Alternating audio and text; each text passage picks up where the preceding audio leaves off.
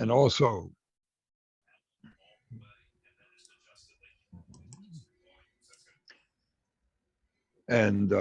also remember that you can ask questions or make comments by using the chat feature. Click on the chat button on your menu at the top or the bottom of the screen, wherever it is, and ask a question or make a comment. And you can do that at any time during the lesson. But as Larry said, we would like to have everyone mute yourself during the lesson. At some point in the lesson, you may want me to mute myself, but I'll try to keep it going. And Larry, before you go, I want to thank you once again for all the help that you and Mac have been providing to us for this course, and indeed for all the courses, the ones that are in person. It's our pleasure, Mike. Thank you. You're most welcome. Take it away now. All right, it's time to go. This is lesson number 3, I believe, in the course about the Navy, U.S. Navy in World War II, in the year or more following the Pearl Harbor attack. As I said, would appreciate you keeping yourselves mute so that background noises don't creep in, and but do use the chat feature to make comments or to ask questions. I'd love to have whatever participation you all can offer. And now we'll start the lesson. This man, Admiral Yamamoto, is the commander-in-chief of the Japanese fleet. It's now middle of May of 1942. There was recently a battle in the South Pacific, the Battle of the Coral Sea, where the Japanese were attempting to invade the south coast of New Guinea, Port Moresby, and were turned back by the U.S. We lost one aircraft carrier, one was damaged. The Japanese had one of their major carriers damaged and a small one sunk. But Admiral Yamamoto now is trying to decide what to do next. As a reminder, he's a person who knew an awful lot about the United States. As a young officer, he fought in one of the most famous naval battles in history, the Battle of Tsushima Strait. He was wounded, lost 2 fingers in that battle. He rose in rank. He was the Japanese naval attaché to the United States in the 1920s. He had also been a student at Harvard. He traveled a lot through the United States. He knew the country probably as well as anybody in the Japanese military. During the course of the war, the Japanese government, which was really the military, the army, released a letter which Admiral Yamamoto had written to an old friend, where he said, should hostilities break out between Japan and the United States, it would not be enough that we take Guam and the Philippines, or even Hawaii and San Francisco. To make victory certain, we would have to march into Washington and dictate the terms of peace in the White House.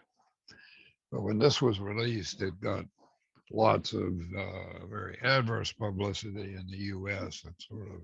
It was inflammatory, and I think that's what the Japanese army intended it to be when they released it. But they didn't release the entire letter.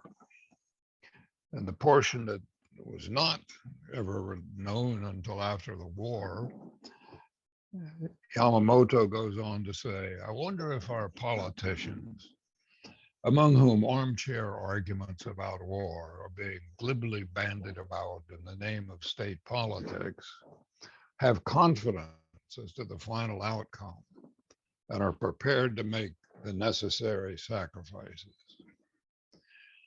Yamamoto was against war with the United States. He had been against Japan's entry into the Axis, their alliance with Germany and Italy. He was very much opposed to war, but when war was decided on, when the emperor approved it, he did his duty as he saw it and decided to do everything possible to win the war. And what he thought was very important was to put the U.S. fleet out of business for at least 6 months. He told the higher ups in government that if you let him, he could run wild in the Pacific for 6 months. But after that, the U.S. was going to have enough naval power and other military power to be able to eventually defeat Japan unless they could make peace. And to him, the purpose of the Pearl Harbor attack was to knock out the U.S. fleet and give the Japanese time to make their conquests and then negotiate a peace. It was his view, and I think the view of a lot of the military in Japan, that even though the U.S. would be outraged, they just would not have the will to fight Japan, and that they would be amenable to a peace agreement where Japan gave up a little bit and the U.S. didn't get all it would want, and Japan would accomplish its principal goals. And they did make considerable conquests. Indochina, Southeast Asia, the Philippines were taken from the United States. And most important, Malaya with its rubber and other resources, and the Dutch East Indies with oil, lots of oil, which Japan needed desperately, and which was one of the main reasons that they started the war, was to get the oil that the United States, which had been their principal supplier, had cut off. But what Yamamoto was very disappointed about was the fact that there were no aircraft carriers in Pearl Harbor at the time of the attack. They were at sea and were not seen or found by the Japanese fleet, which turned away very quickly after the attack and headed home, much to Yamamoto's disappointment. And what was worse was they really didn't know where the carriers were or even how many there were. His commanders at the Battle of the Coral Sea had told him they had sunk 2 U.S. carriers. Well, they had sunk one, the carrier Lexington. They had damaged another, the Yorktown. It was fairly badly damaged, but it was afloat and headed back to Hawaii. The USS Hornet had just come into the Pacific. They had, of course, conducted the Doolittle raid and were now heading back to Hawaii from that mission.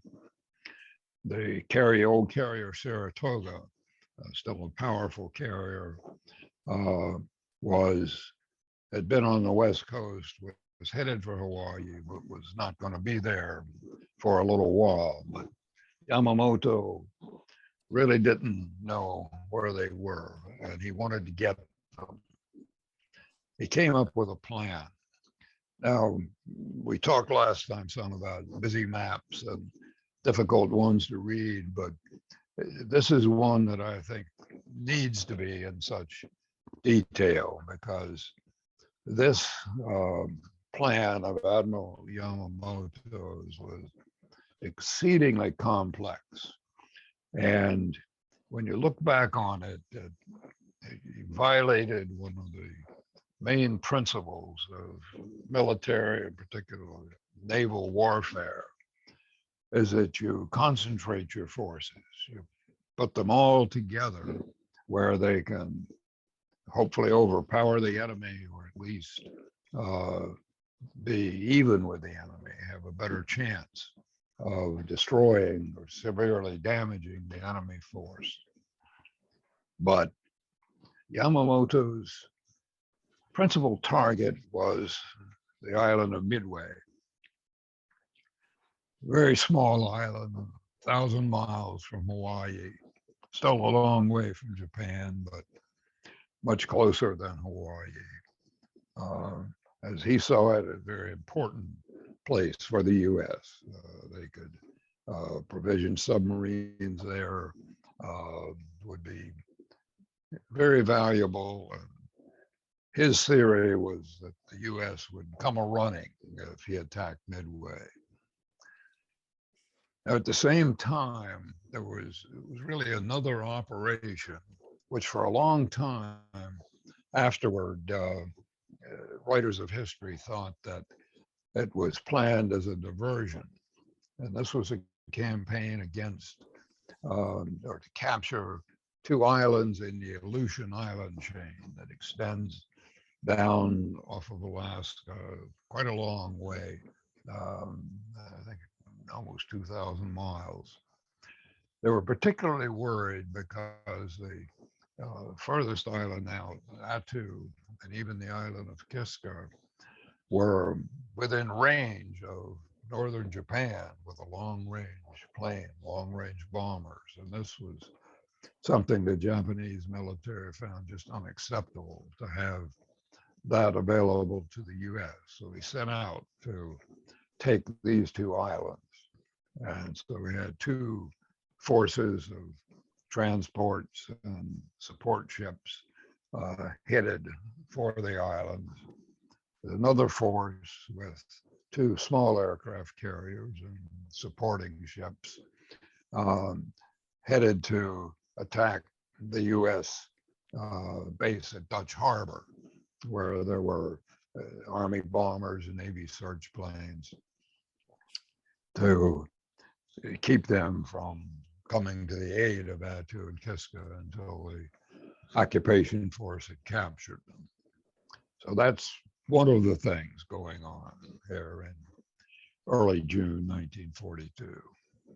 Now, the main operation, as I said, was to capture the island of Midway. Yamamoto was certain that the U.S.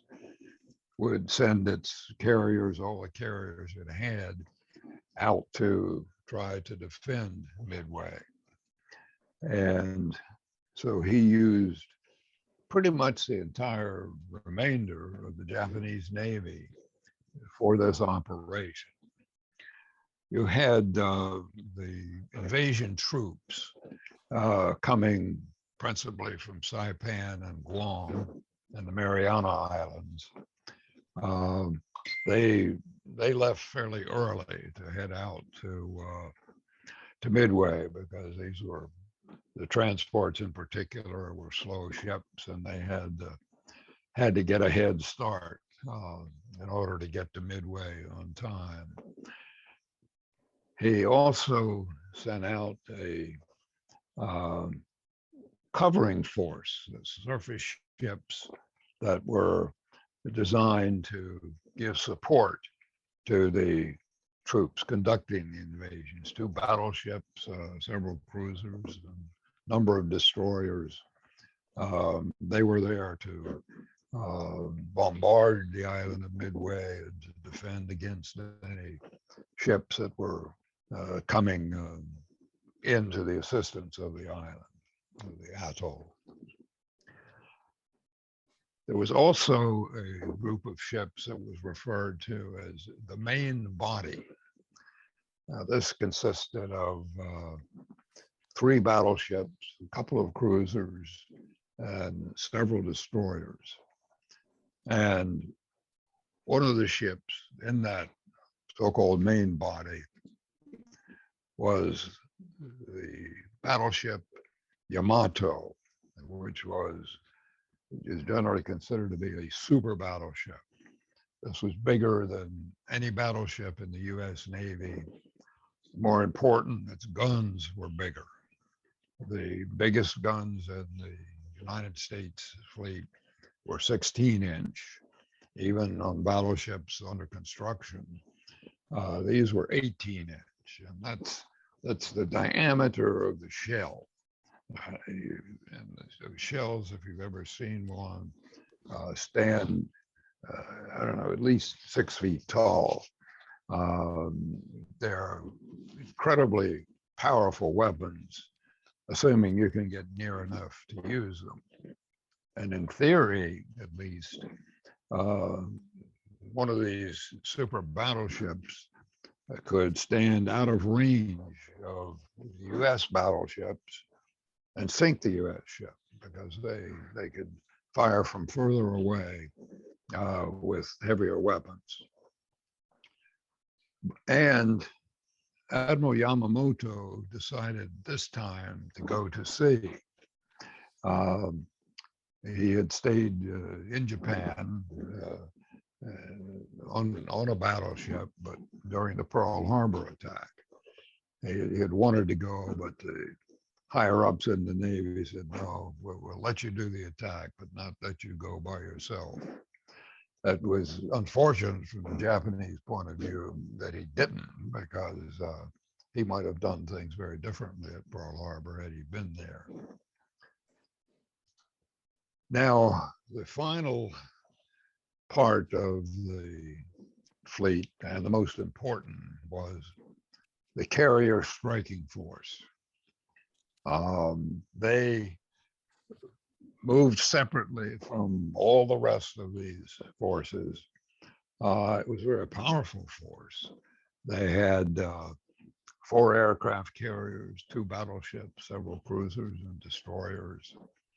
And they were to go separately from all the other parts of the fleet, up northwest of the island of Midway, where they could launch their attack against the island, put all of its aircraft out of business so that the invasion fleet could do its job.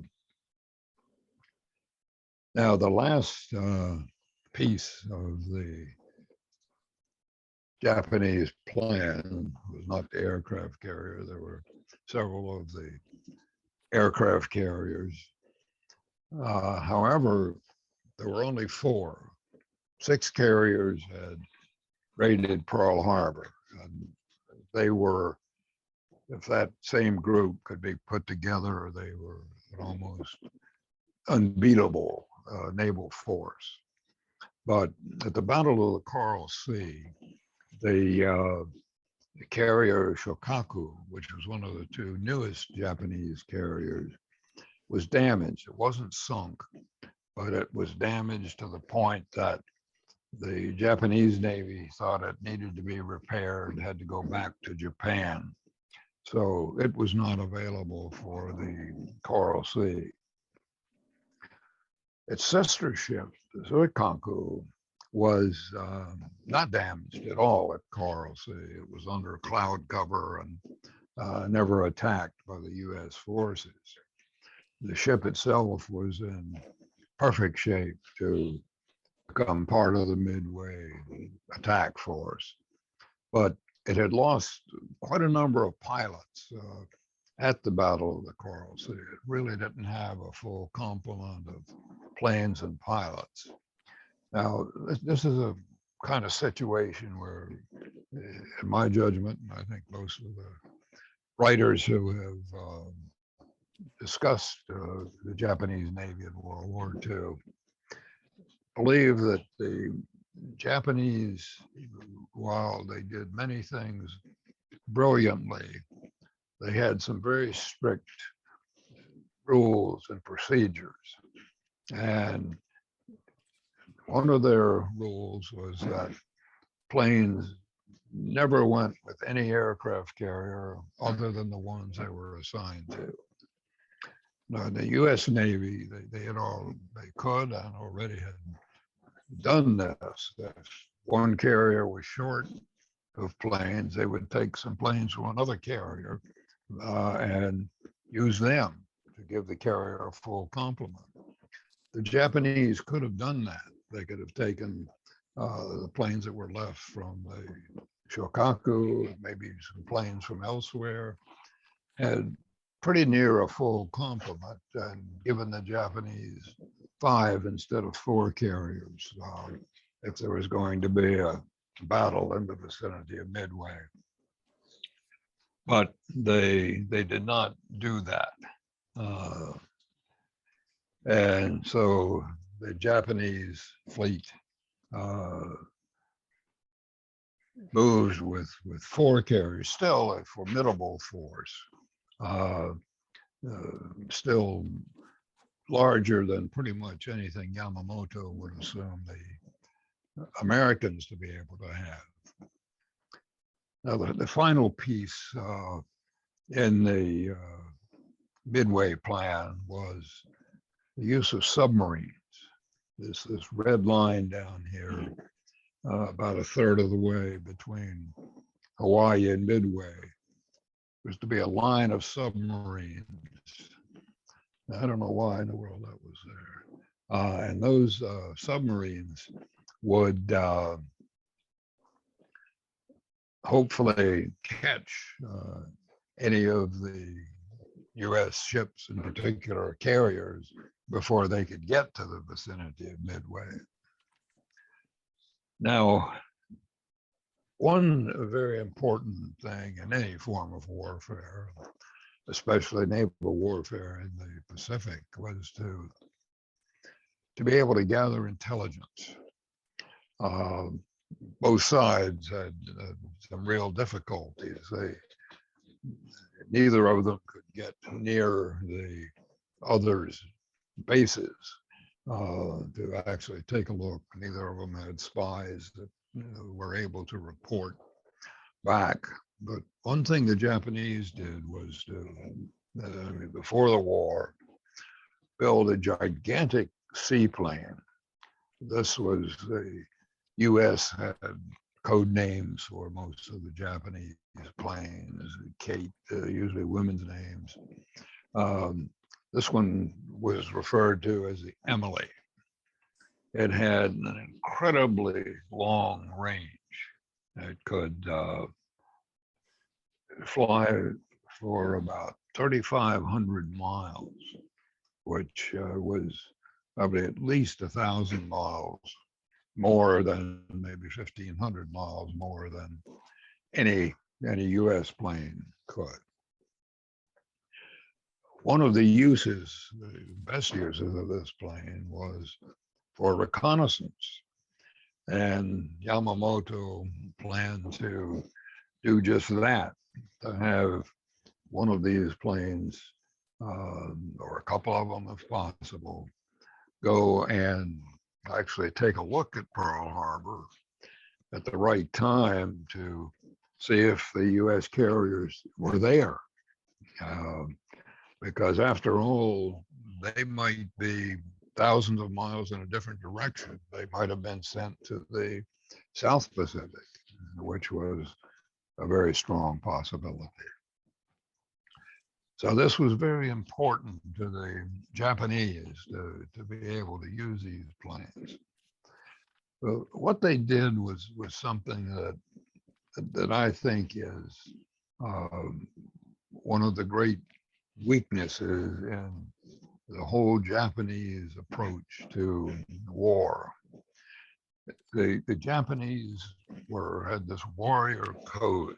Their everybody in Japan, every young man was trained to believe that it was worth his life to die for the emperor, to do anything and everything, to fight like a superhuman person.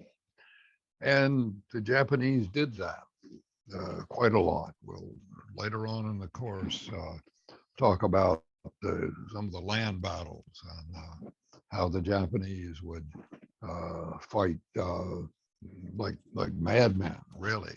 And they were, at least in the early stages, considered to be something of Superman to our forces. But what that whole line of thinking did was make the Japanese want to do something aggressive with their planes and with their ships. And instead of waiting until the right time for a reconnaissance mission, they decided to send a bombing mission of 2 of these Japanese planes to try to bomb Hawaii. And they were able to do it because while the planes could not get, even the Emily couldn't get from the Japanese base to Hawaii and back without refueling, they sent a submarine loaded with aviation fuel to a place called French Frigate Shoals. And this whole area between Kauai and Midway is a series of atolls, really without islands. They're shoals all around these areas that were once atolls, sunk down, and were nothing but the reefs around what might have been islands. So they sent a submarine there. This was a good place. They could go inside the reef at French Frigate Shoal, and the seaplane would land, of course, on the water, and the submarine would come out, refuel them, and the plane could then take off, conduct its mission, and then it would fly back to French Frigate Shoal and eventually back. It took a long time to do this, a very long flight. But the 2 Emilys flew out. The submarine was waiting for them, no US ships around. They refueled, they flew to Hawaii. The weather conditions were terrible. There was almost total overcast. They could hardly see anything. It was a blackout in the islands. One of them dropped its bombs around the harbor entrance. The U.S. didn't know about that until the war was over. The other one dropped its bombs in a wooded area on a mountain, did absolutely no damage. But the American authorities were able to conclude that there had been this attack. One of the people in the communications intelligence unit started thinking about this and looking at a chart, figured that French Frigate Shoal might just be a place that planes could be refueled. And so we sent a few seaplanes, a seaplane tender, and a destroyer, I think, out to French Frigate Shoal to try to prevent this from happening again. Well, when it came time for the reconnaissance flight, which was very important to giving Yamamoto information as to where the U.S. carriers were, the submarine was coming in to take station, Japanese submarine, and could tell, looking through the periscope, that there were U.S. vessels there. So therefore, they would not be able to conduct the operation. And it was canceled. So the Japanese were really deprived of important intelligence that they could have had. And the reason they were deprived of it was their decision the compulsion to do something aggressive with these planes.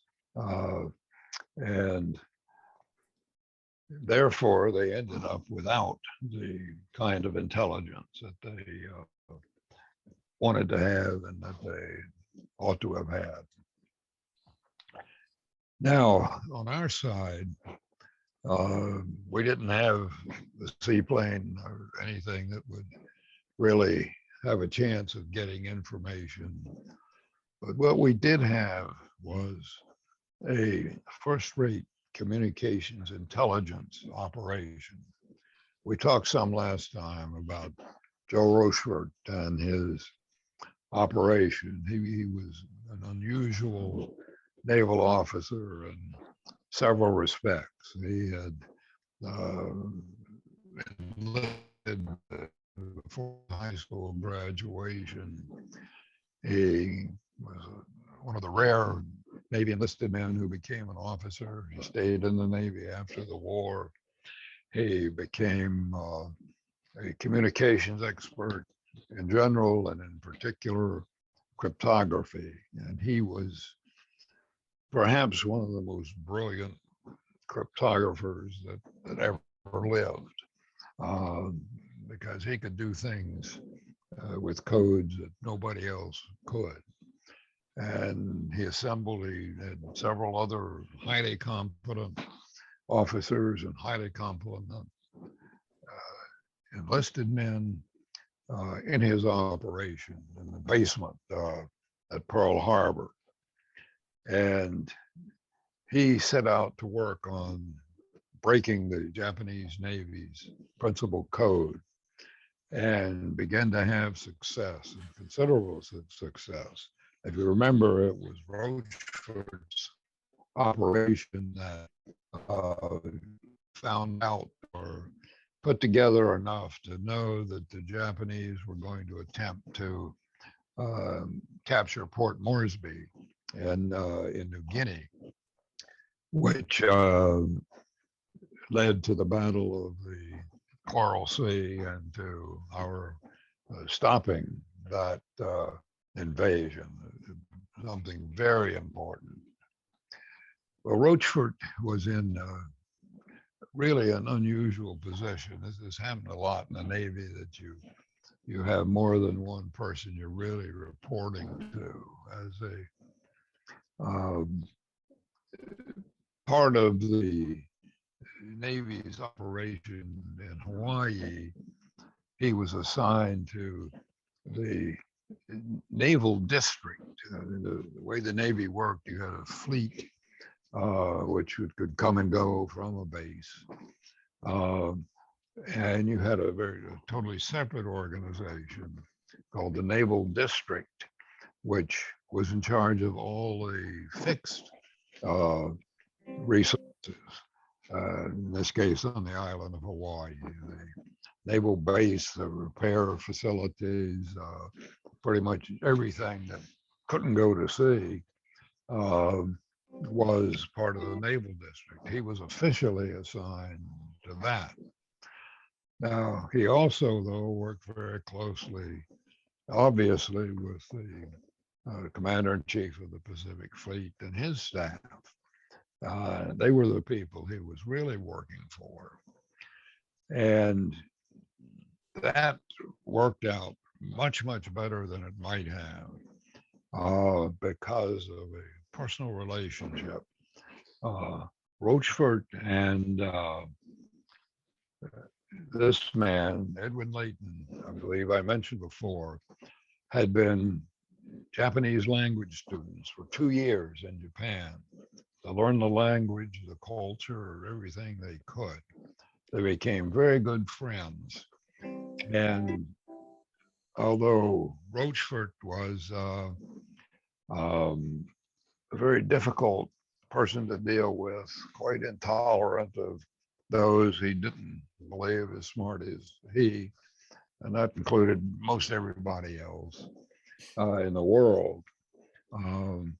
But Leighton knew him, and more important, Leighton trusted him. Leighton believed when Rochefort told him he was sure of something, Leighton believed it.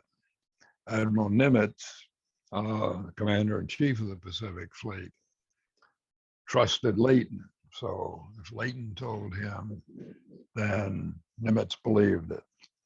And so when Rochefort told them what he thought was happening, that there was going to be an attempt to capture Midway, that he figured out the dates. They trusted him.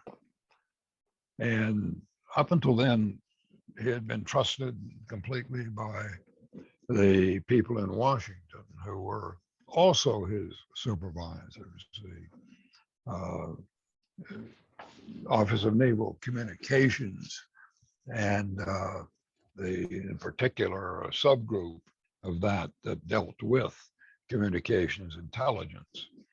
And that was headed for a long time by Lawrence Safford, who had traded jobs with Rochefort several times. They had they'd go off to sea duty. One of them would, the other would take over the code breaking operations.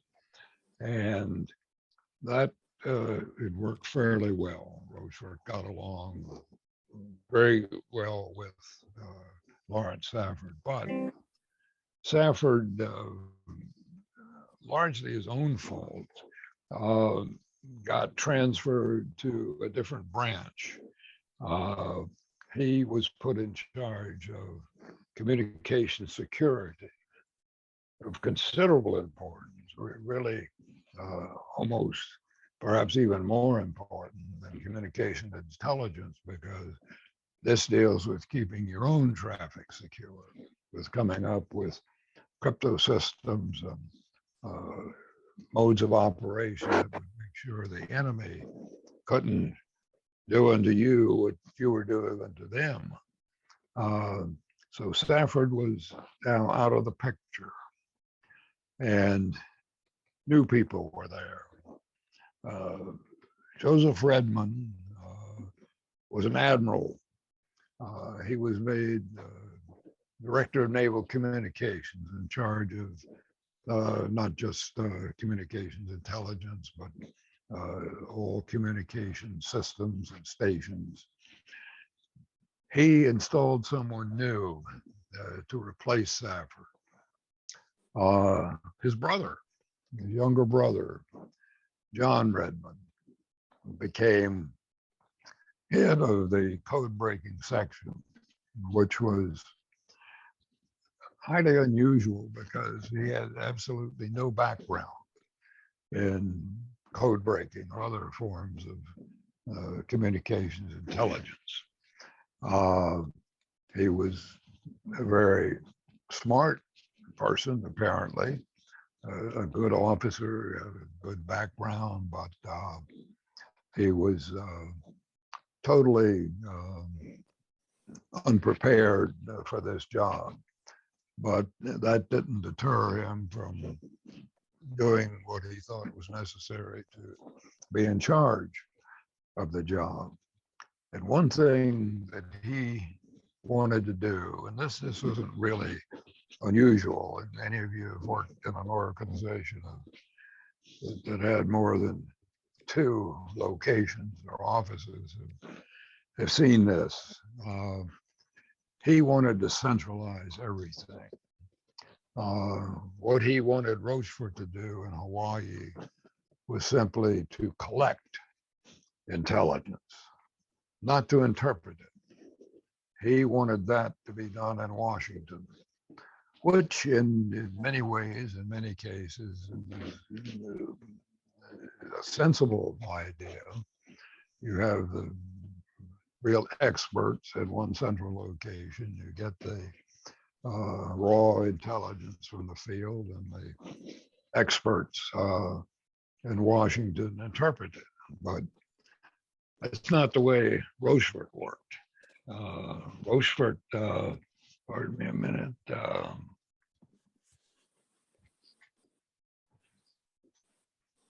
Rochefort believed that he knew what was going on better than anybody else, and that he could fill in the blanks, literally, on this traffic, because what they were getting was not complete messages. They were getting bits and pieces of them. And Rochefort would literally fill in the blanks. And he'd get a little bit from here, a little bit from there. Maybe one set of messages would give him dates. I think in this particular instance, they got a message in an easily breakable code about the minesweepers.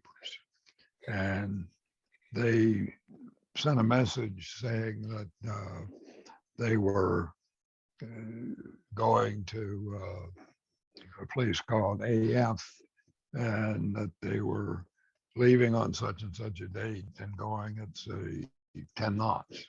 Well, a little bit of simple mathematics told you how far they were going to be from where they left. And it turned out that if you draw a circle from where they were leaving from, it went right through the island of Midway.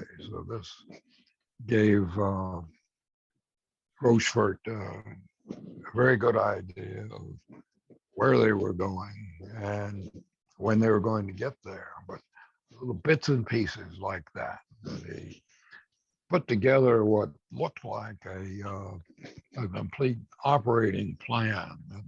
I've always wondered if Admiral Nimitz had seen the actual data, if he would have had as much confidence. But he did have full confidence in Rochefort, and he decided that he was wanted to defend Midway and use all of the carriers. Well, back in Washington, Admiral King, who was in charge of the entire Navy, and was one of the a member of the Joint Chiefs of Staff, and along with British generals and admirals, combined chiefs of staff. King was concerned more, or he had different areas of concern than Nimitz. Nimitz was in charge of the Pacific, but King had really the whole world. And also, he was concerned about the South Pacific. He thought that the principal threat was not so much the threat from the Midway, but the threat to our supply line from the West Coast and Hawaii to Australia and New Zealand. It was very important to keep Australia and New Zealand in the war, because if we had lost them, or if they had really backed out of trying to help us, it would be much more difficult to defeat the Japanese. So King worried about the South Pacific, and he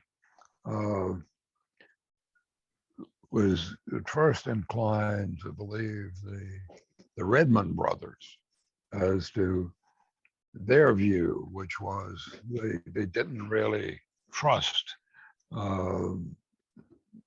Rochefort, and they thought that he shouldn't be taken as seriously as Nimitz was prepared to take him. Well, this irritated Rochefort considerably.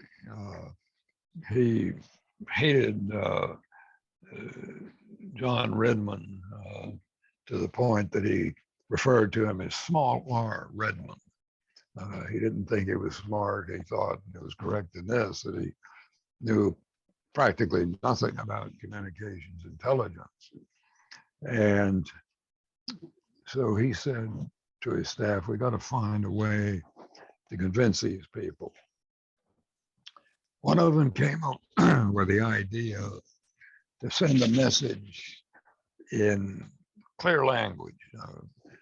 Normally, traffic from Midway to Honolulu went by undersea cable, where they didn't have to worry about it being intercepted. But they sent a message over the air, not encrypted, saying, our water making equipment is out of order.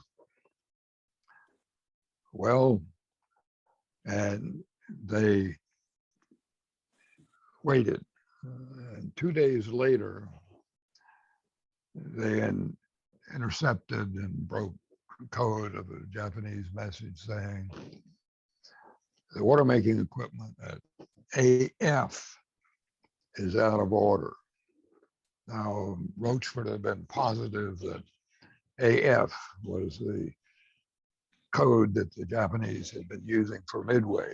They never used the word Midway in any of their communications, but this convinced him, and it further convinced Nimitz. And finally, great fortune, Admiral King agreed, at least to the point of telling Nimitz to do what he thought was best with the aircraft carriers. So Nimitz sent them off in the direction of Midway. Now, what was there to send off? There was the, this, I should have put this up a little earlier.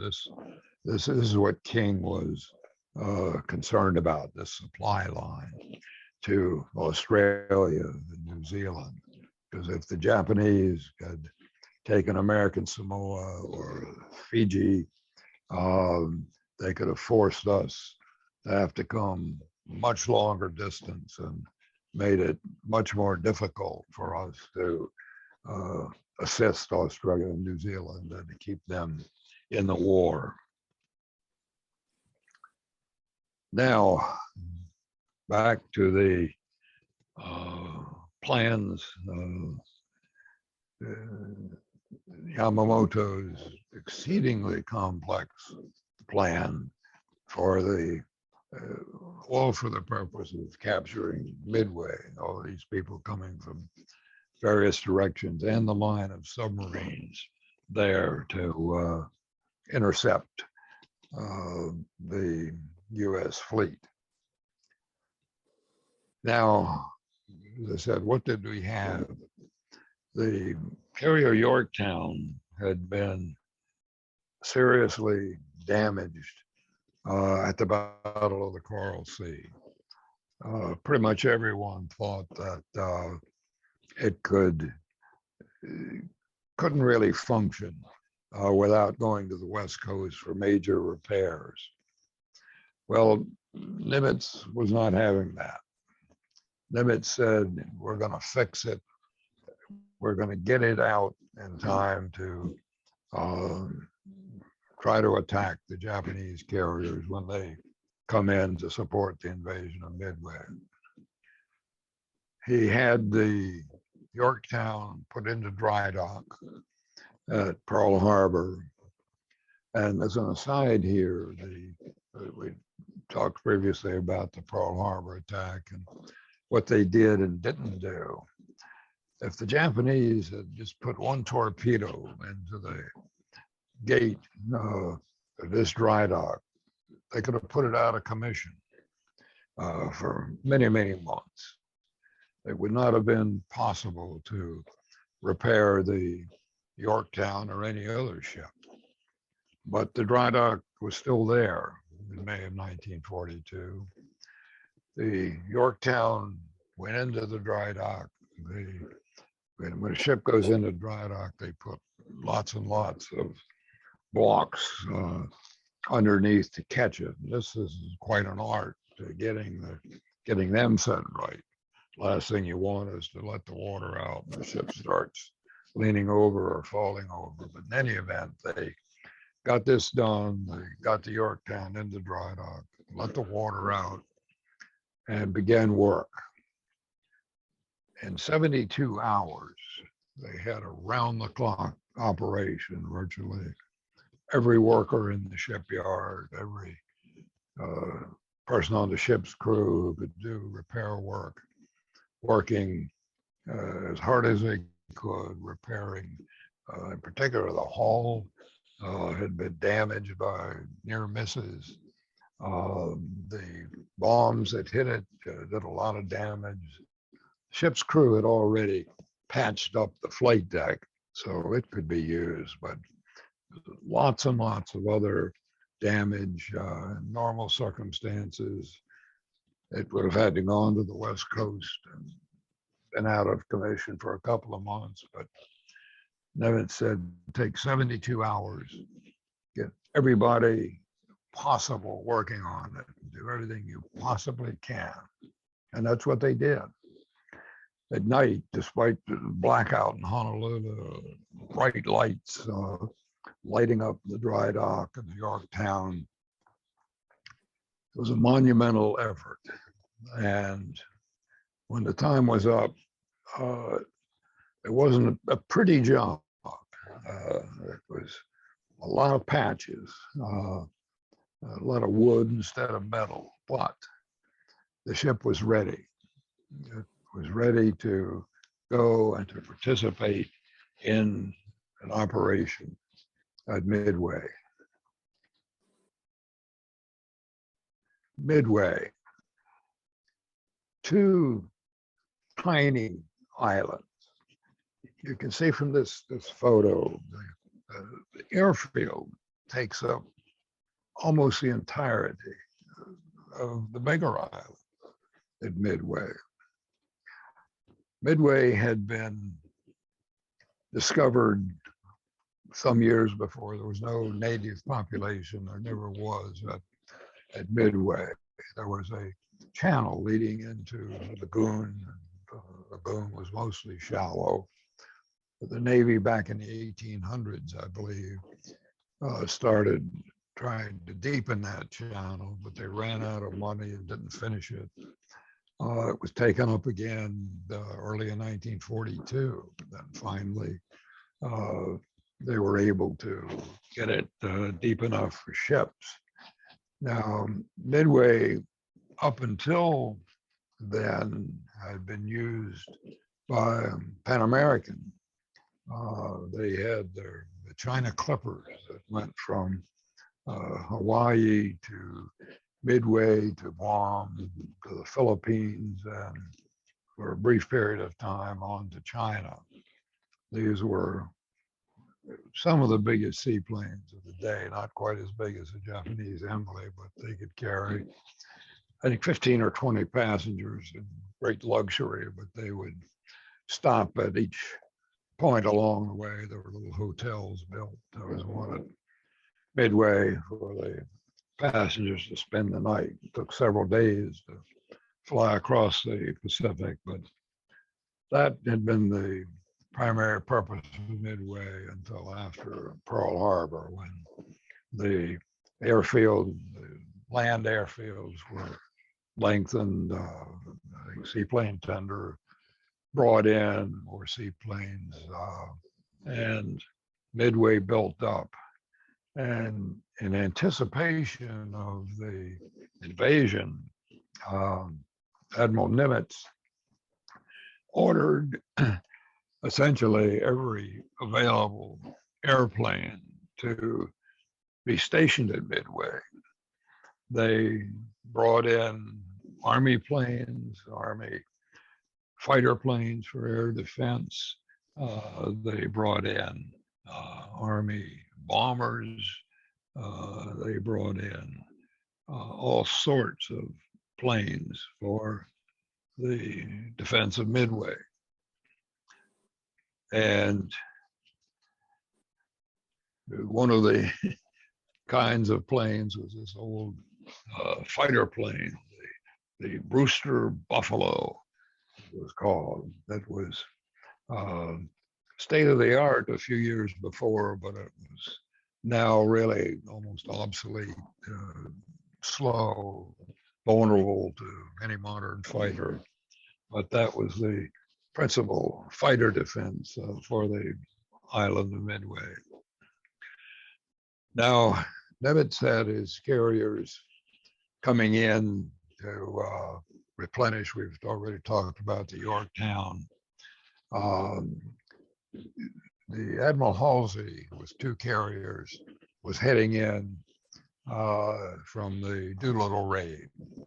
And Nimitz was really looking forward to Admiral Halsey being in command if it was going to be a Battle of Midway.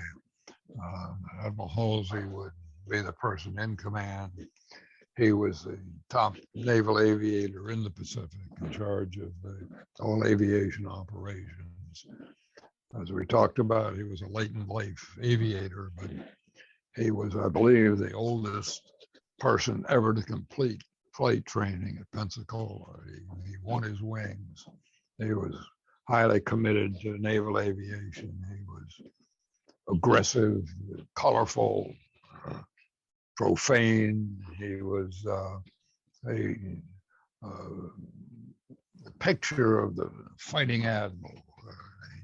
He became the favorite of the press and the public as an admiral who could take charge. And Nimitz was really looking forward to Halsey being in command of this operation until he saw Halsey. Halsey had a terrible skin condition that he got, I think, shortly after the Doolittle raid. He had spent all the time on the way back in bed, in pain, not eating. He had lost a lot of weight. He was skin and bones when he walked into Nimitz's office. The doctor on the ship said, "You need to be in the hospital." Nimitz took one look at him and said, "My God, Bill, you've got to go to the hospital." And he realized Halsey was not going to be able to command the fleet, and what might possibly be the most important naval operation in the history of the U.S. Navy. So the first question you ask him is, okay, who should be in command? Who should take over? He answered very quickly, Raymond Spruance. Spruance had been in command of the surface ships, the cruisers and destroyers that accompanied Halsey's carriers. They were very different, but they were old friends. For many years, they had been friends. Halsey, the loud, bombastic, hard-drinking, old salt. Spruance, the teetotaling, quiet, academic-seeming officer. But they had known each other for years. Their families were friends. Halsey had total confidence in Spruance as a naval officer, a potential commander. But Spruance was not an aviator. He had never had an aviation command. Now, he had been with Halsey on all of his operations so far.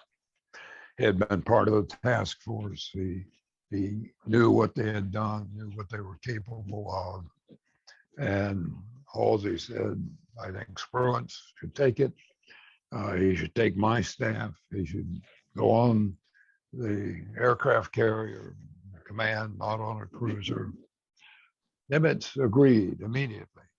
He had didn't really know Spruance, but he had heard a lot about him. Indeed, had even been thinking about making Spruance his chief of staff. So he agreed. Spruance took command of the task force that had been Halsey's, including 2 aircraft carriers, the Enterprise, old but very powerful warship, Hornet, almost brand new, veteran of the Doolittle raid. This task force would now be commanded by Admiral Spruance. There was another task force. Its one carrier was the carrier Yorktown, which had just been repaired just in time to join the other 2 carriers for the forthcoming battle, if there was to be a forthcoming battle. In command of that task force was another surface carrier or surface admiral who had no aviation background, Admiral Frank Jack Fletcher. He had been in command at the Coral Sea, and that battle had been won. Although, even with that victory, to add to his, or to make him seem like a person to be in command, Admiral King didn't have full confidence in him. He thought he had been a little too cautious during and after the Battle of Coral Sea. He really, in fact, it was only because Admiral Nimitz came to Fletcher's defense that King let him stay in command of the carrier group. Fletcher was senior to Spruance in rank. In the Navy, in most navies, seniority means pretty much everything. And despite the fact that Spruance was in command of 2 carriers that Halsey had such confidence, Fletcher would be in charge of the carrier task force that was heading to the defense of Midway. Now, with the Yorktown repaired, the 2 U.S. task forces headed out to take their position. The Enterprise and Hornet,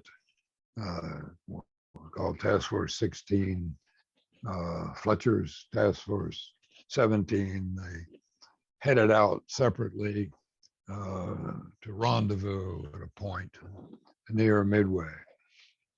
Now, according to Yamamoto's plan, they would have to run through a gauntlet of Japanese submarines, which Yamamoto hoped would be able to sink at least one of the carriers when they went out. But another example for the want of a nail, the submarine force was slow getting off. They had a couple of just minor incidents, and they took a couple of days longer than they were supposed to have to get on station. They did get on station, but by that time, the U.S. task forces were already beyond that point. Now, we've already talked about what was in the task forces. We had the 3 carriers, including the patched up Yorktown. Now, these are the key element of the fleet. They're very powerful, carry 60, 80 aircraft apiece, tremendous amount of naval power. And of course, the carrier, while being extremely powerful, is extremely vulnerable. As we found out with the Yorktown at Coral Sea, it was almost sunk. It almost didn't get to help defend Midway. In addition to the aircraft carriers, there were several cruisers with fairly big guns that could take on anything but a battleship. A lot of destroyers. The destroyer was a multi-purpose vessel. It had guns that could shoot at enemy ships or at targets on shore. It had torpedoes that could be fired at an enemy ship. But its prime purpose was for anti-submarine warfare. They had sonar listening equipment that they could sonar sends out a signal that underwater sound signal that if it hits an object, particularly a metal object, it bounces back, and a trained operator can tell for pretty sure if it is a submarine, and they can track the submarine. And at that time, their primary weapon was the depth charge. The depth charges were kept on the rear of the destroyer. It would locate a submarine and rush to where they thought they would be exactly over it at the right time, drop the depth charges, set to the depth where they estimated the submarine was. If they had done everything right and had a bit of luck, one of the depth charges would hit the submarine, and all it would take was one to do enough damage to sink the submarine. So they were a very important part of the organization. Now, another obviously important part was the aircraft. There are basically three types of aircraft on aircraft carriers that day. One was dive bombers. These planes would come in at fairly high altitude and then dive almost straight downward, producing an effect like a lot of pressure against the pilot.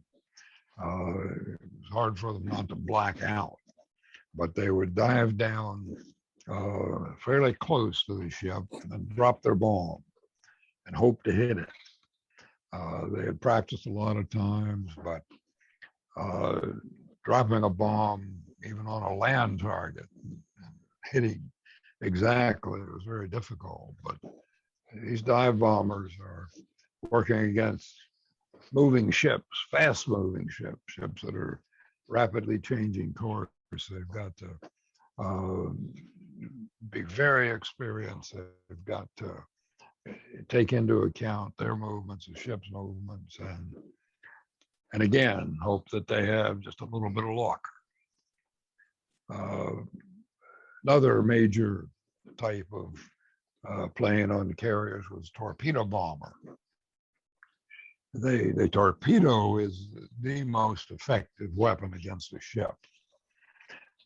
If you can hit the ship with a torpedo underwater, under the water line of the ship, you can do a tremendous amount of damage.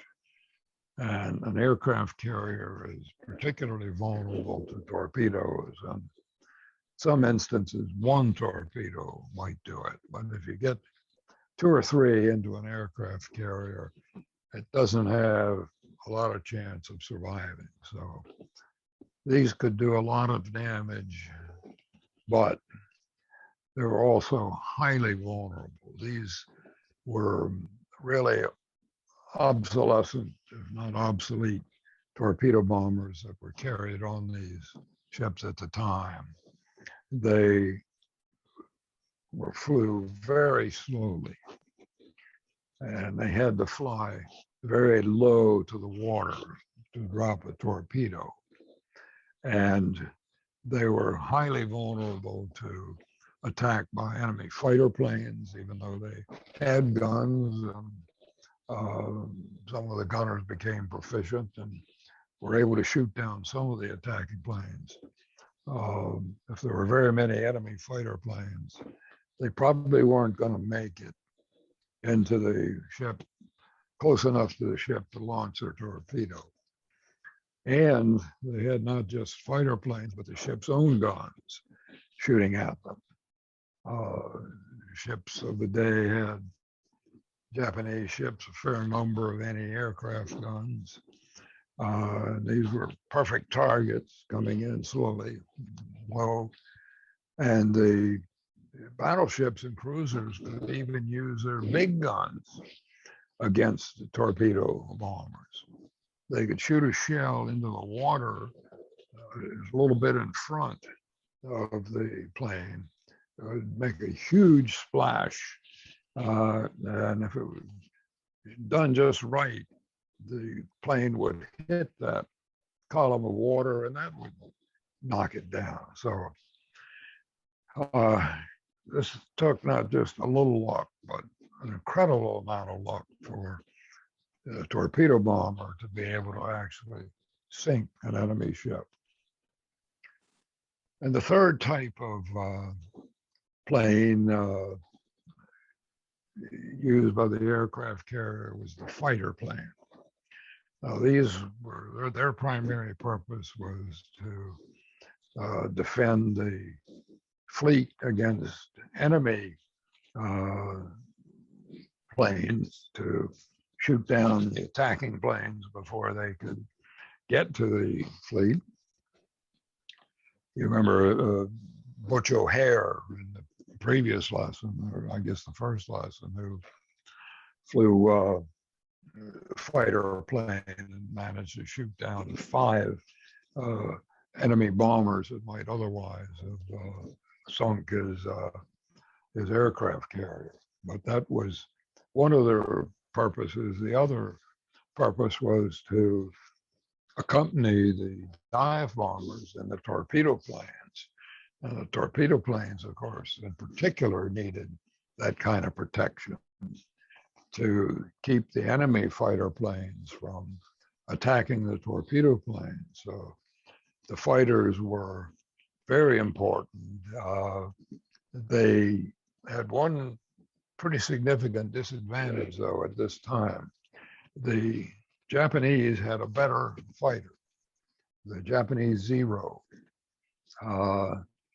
It was faster and it could conduct most maneuvers more quickly and better than the American fighters. It was able to do this because the Japanese weight is a very important factor in performance of any airplane, but particularly fighters. The Japanese did not do anything to protect the pilot. The Americans put heavy armor on the seat behind the pilot so that if opposing aircraft were shooting at them and would otherwise hit the pilot, it would hit that armor in that seat. And in most cases, that would stop the projectile and the pilot would live. They also saved weight and expense by not having what are called self-sealing fuel tanks. The US fighters' fuel tanks had a special lining so that if they were hit by a bullet, the fuel tank would seal itself up and the plane would go on. The Japanese planes, particularly the Zero, if you could hit that fuel tank, that was it. It would explode and the plane would go down. So those were the trade-offs, and that's why, at least initially, the Zero had quite an advantage over the US fighter. Well, I think that we're about at the end of our time. This probably is a good place to stop. Next time we'll see whether or not all of these fleets that are coming toward one another actually find one another, and whether or not there's a battle near Midway. So I thank you very much for your attention. I'll now look at the chat. The question, I'm not sure who this one is from, but from Paul. Has a rash that Halsey had ever been diagnosed? Sounds like a really bad case of the shingles. Now, Rachel answers that, says, for Wikipedia anyway, it was severe psoriasis, partly due to stress of 6 months of command at sea. Now, I do think that I don't remember actually reading of a diagnosis. The described in the history book is called dermatitis, which can mean anything affecting the skin. I don't know that anybody, it's an interesting question.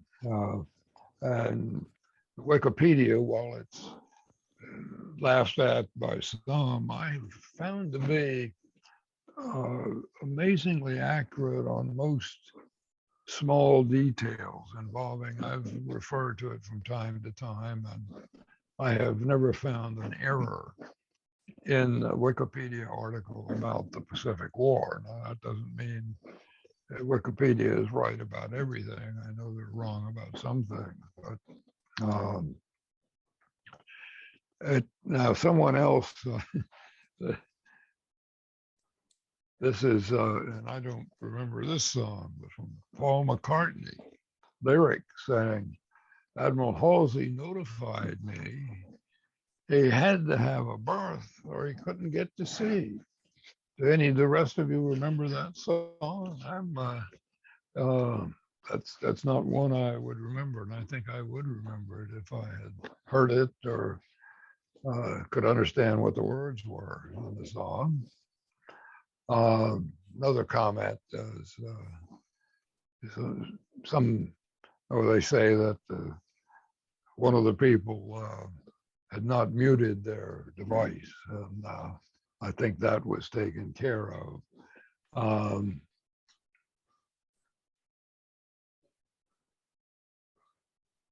We went to the McCartney song, Uncle Albert, Admiral Halsey. I'll have to get a hold of that song, look it up, and listen to it.